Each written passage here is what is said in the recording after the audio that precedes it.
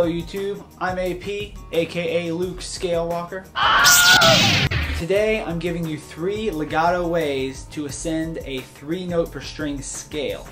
Legato meaning your right hand's going to get a little bit of a break while your left hand does the heavy lifting. Oh yeah, it's real nice not having a whole lot to do in it.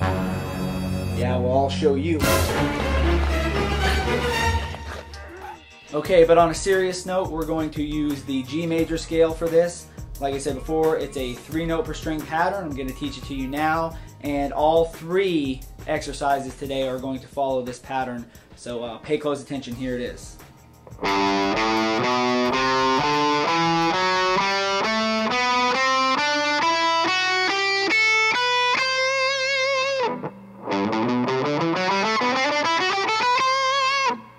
So it starts on the 3rd fret of the E string, the 5th fret, the 7th fret.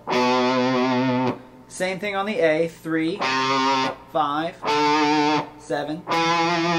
When we come up to the D string, it's going to start actually on the 4th fret, the 5th fret, and the 7th again. The G is the same as the D, starting on the 4th fret, the 5th, and the 7th. When we come down to the B string, we're going to move it up one more, starting now on the 5th, 7th, and 8th. And the E string is the same as the B, the 5th, 7th, and 8th. Once more for you slow.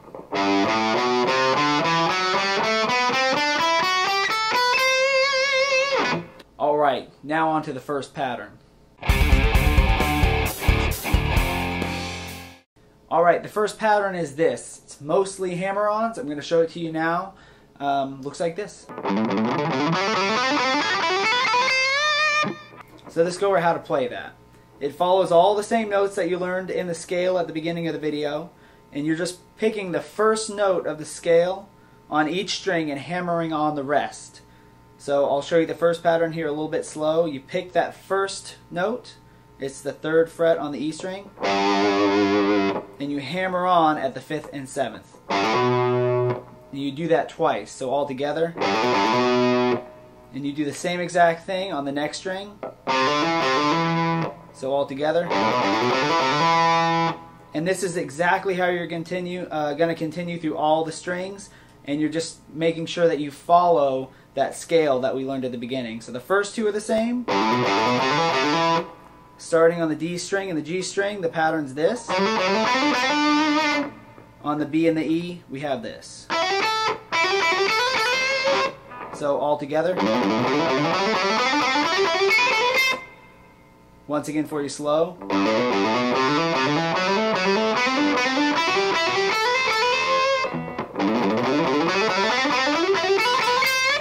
Alright, so that was pattern number 1. Let's go ahead and take a look at pattern number 2. Alright, so pattern number 2 sounds like this. Okay, so pattern number 2 is very similar to pattern number 1. And what I mean by that is that you're just picking the first note again of the scale on each string and then hammering on the rest. However, in this pattern, we're going to be doing it instead of on the same string twice like this.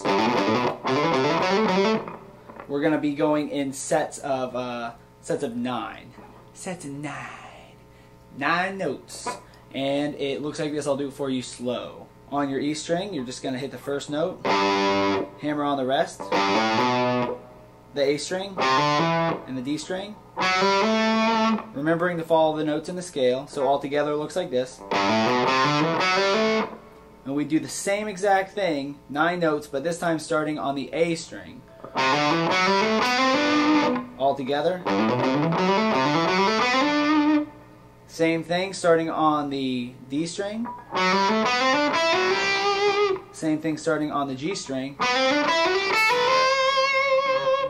Now once you've done it on the D string, you can't do sets of 9 anymore because you ran out of room, but you can still continue with another 6 starting on the B string. You can do a nice bend at the end if you want, all together like this.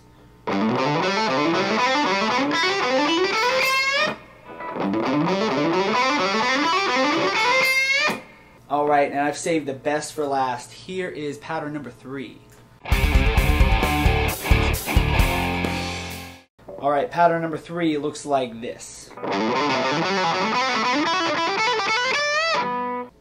Alright, so this one is a little bit more complicated than the other two, but give it a shot because it is worth it when you get it down. Let's have a look.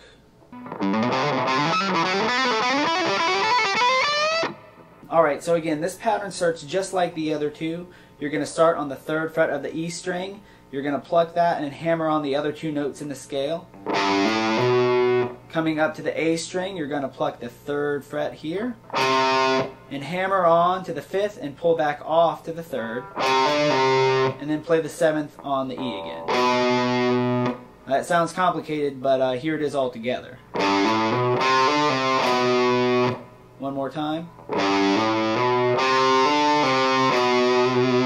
Now that's the pattern that's going to continue through the rest of the scale. The only thing you got to watch out for is that the patterns change like we discussed before. You've got this pattern on the E and the A, this one on the D and the G, and this one on the B and the E. So again, that pattern one more time. Move the whole thing up 1 string and do the same exact combination of hammer-ons and pull-offs, just being careful to follow the notes in the scale.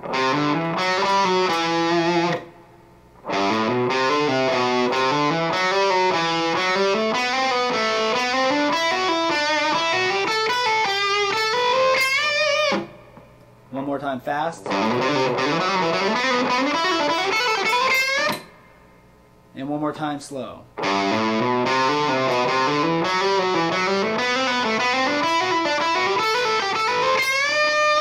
Alright, so there was your 3 ways to ascend a 3-note per string scale using legato, giving your right hand a bit of a break.